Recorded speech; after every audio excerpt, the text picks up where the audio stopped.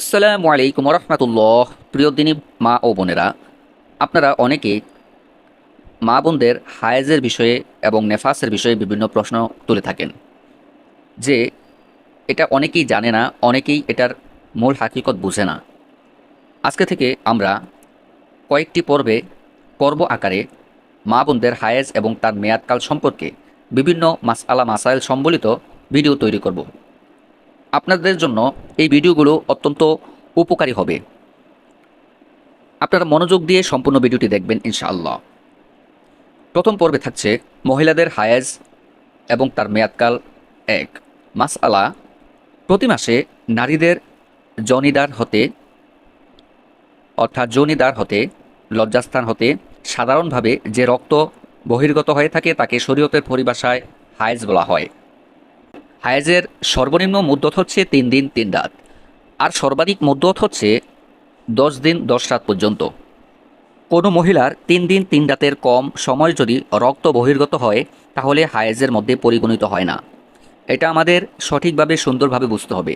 অনেক মা বোনদের আছে 3 দিন 3 রাতের কম হায়েজ হয়ে থাকে, রক্ত বহির্গত হয়ে থাকে, তাহলে সেটা কিন্তু হায়েজের মধ্যে পরিগণিত হবে না, বরং তাকে ইস্তেহাজা বলা হয়, যা কোনো রোগ বা ব্যাধির কারণে হয়ে থাকে। আর 10 দিন 10 রাতের চেয়ে বেশি যদি রক্ত বের হয় তাহলে সেটা 10 রাতের পরের দিনগুলো ইস্তেহাজা হিসেবে গণ্য হবে, অর্থাৎ এটাকে রোগ বলে সাব্যস্ত করা হবে।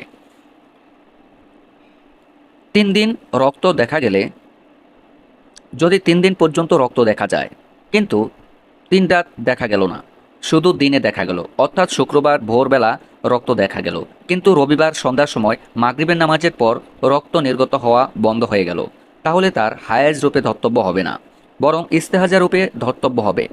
আর 3 দিন 3 রাতের চেয়ে যদি অল্প কিছু সময় কম হয় তাহলেও সেটা হায়েজ হবে না।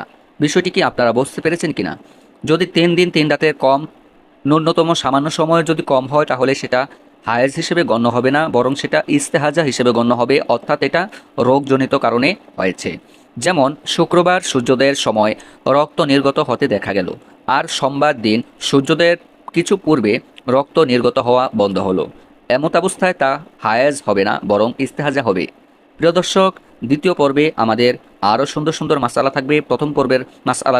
প্রথম পর্বের ভিডিওটি আপনারা ভালো লেগে থাকলে সম্পূর্ণ ভিডিওটি দেখবেন এবং চ্যানেলটিকে সাবস্ক্রাইব করে দিবেন এবং ভিডিওটি শেয়ার করে দিবেন। প্লেলিস্টের সমস্ত ভিডিওগুলো দেখবেন। ধন্যবাদ। আসসালামু আলাইকুম রহমতুল্লাহ।